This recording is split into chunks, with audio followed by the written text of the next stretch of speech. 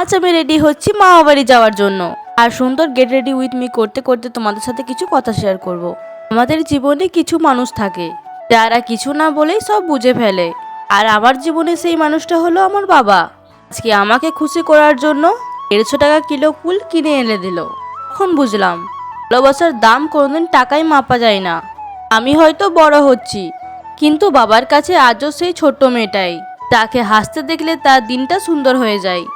আমরা প্রতিদিন কত কিছু নিয়ে ব্যস্ত থাকি, ফোন, কাজ, ভিডিও, রিলস, কিন্তু কিছু অনুভূতি থাকে এগুলো নীরবে আমাদেরকে শক্ত করে রাখে।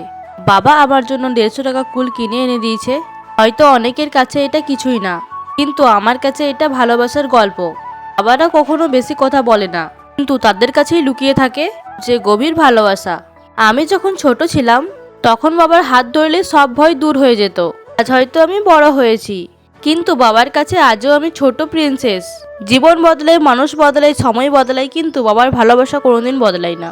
So this is my get ready with me, with love, gratitude and a full heart. আশা করি তোমাদের এই ভিডিওটা ভালো লাগবে। ভালো লাগলে লাইক, কমেন্ট, শেয়ার আর সাবস্ক্রাইব করতে ভুল